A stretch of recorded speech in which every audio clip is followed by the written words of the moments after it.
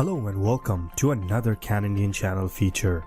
This video is by far the most important concept that changed my life. These concepts can be applied to a student, a learner, a teacher, a parent, pretty much to anybody or any group. The topic and the book we're going to be looking in this video is called Mindset by Carol Dweck. Carol Dweck is one of the world's leading researchers in the field of motivation and is a professor of psychology at Stanford University. Her research has focused on why people succeed and how to foster success.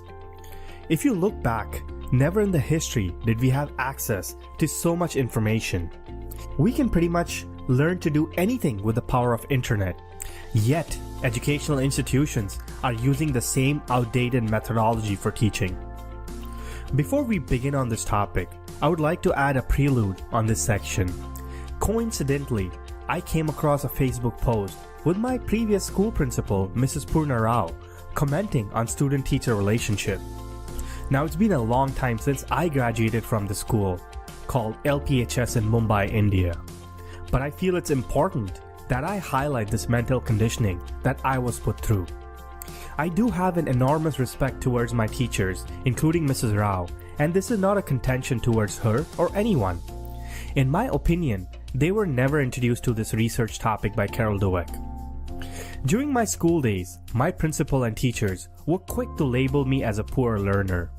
I remember they put my mom and I through a lot of stress and put forward a lot of questions that we couldn't answer at that time. I'm glad my mom never gave up on me and continued to foster the growth mindset. 20 years later, I put the same questions to Mrs. Rao and provided her the answers as well. 20 years later, the same person that she labeled as educable challenged has led transformational leadership teams, worked in Fortune 500 companies, have had successful businesses, and scholarship from Harvard Business School. I actually attribute a part of my success to Mrs. Rao as well. This was a short preface on why this topic is so important to me. I urge you to please read this book, and this video will summarize key aspects of this theory. The most important thing to comprehend in this book are the two sets of mindsets: fixed mindset and the growth mindset. Fixed mindset is your intelligence and traits that you or your surroundings, like teachers, society, friends, set a barometer to the standard. Believing that your quantities are carved in stone, the fixed mindset creates an urgency to provide yourself over and over. Carol stated that some of us are trained in this mindset from an early age.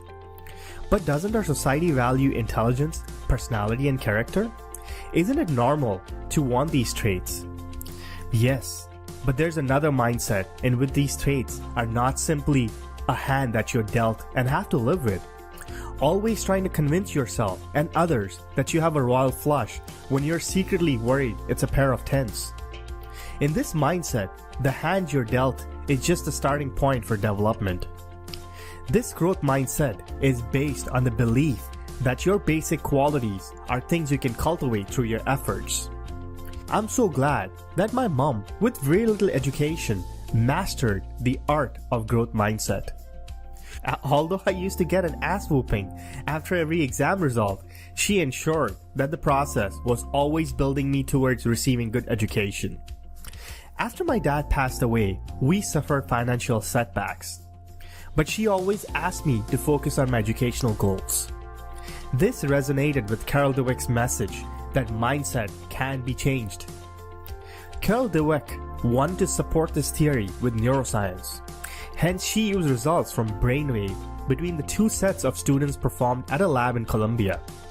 She also repeated the experiment in different countries and continents, and she got similar results. If you remember the movie Moneyball with Brad Pitt, if you haven't watched it, I highly recommend that movie. The reason is that it explains two important concepts. One is mindset, and the second one's use of statistics to predict outcome. The movie is about a person called Billie Jean, who was a sensational high school baseball player. He gets chosen to be in the pro league team. However, he couldn't cope up with a few minor setbacks. This was due to a fixed mindset. Billie Jean's mental conditioning to endure success was so high that he couldn't bounce back from the minor setbacks. Another example is my dad's favorite boxer, Muhammad Ali. Ali was skinny and did not have the cadence a usual boxer has. He refused to let the mental conditioning affect him. Ever since he was 10 years old, he kept telling himself and all the others around him that he's going to be a world champion. During his boxing career, he had major setbacks, like his coaches kept telling him he had incorrect posture or feet movement. He stated that he'll make this up in speed. He also broke his opponents by constantly engaging them into a banter which would shift their focus. Ali became the most celebrated athlete of our time by learning and enduring challenges during different phases through his career. Another great example is about my favorite athlete, Michael Jordan, who was not selected from his high school team. After the cutoff, Michael Jordan worked so hard that year and continued to work hard that he became a legend.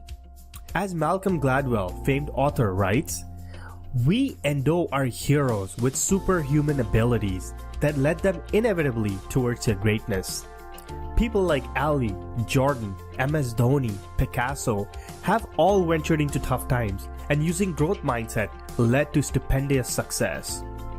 Now to dig further into this topic, just by understanding that the two mindsets can exist, can stir up your progress. Take for example, if you're learning a new online course, let's say statistics, and say if you perform poorly in your math course. When you find it's difficult, and when you're on the verge of giving up on the course, stop and self-evaluate. Tell yourself that this resistance is due to fixed mindset. You need to learn the math fundamentals and believe that you can do better using this growth mindset. Tell yourself that I promise you're going to do it. And you're going to produce, and I'm not going to let you fail. If you're a parent or a teacher, if you're discussing the examination marks, focus on the process and not the outcome. For example, if your kid discusses about performing poorly in an exam, tell them that maybe the process that they studied didn't work. They may need to change the process. On the contrary, if they perform really good, do not applaud the good score. Instead, tell them that yes, you did work really hard. We appreciate the efforts you put into it. This is when the magic of growth mindset conditioning happens, and which is explained using cognitive neuroscience in Carol's book. Most importantly, when you say things like, "You learned that so quickly, you're too smart," the kid interprets as, "If I don't learn something quickly, I'm not that smart."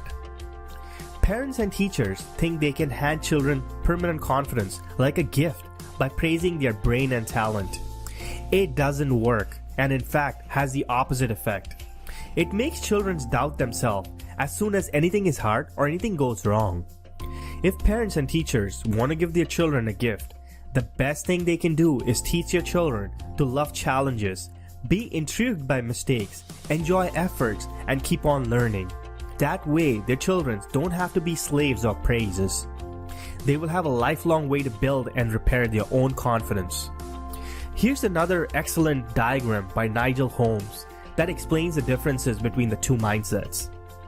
I will add the link to the diagram in the description panel below. Please print and place it near your study or work area. Your brain will subconsciously fixate this information and will move you towards the growth mindset. If you have made it this far to the video, I cannot stress enough for you to pick up a copy of this book. The book reviews that I normally do are blended with stories and personal experiences. You can tell I love stories, and that is how I learn. So as much as this video may help you, its sole purpose is for me to articulate my notes and engage into a healthy discussion with the YouTube community.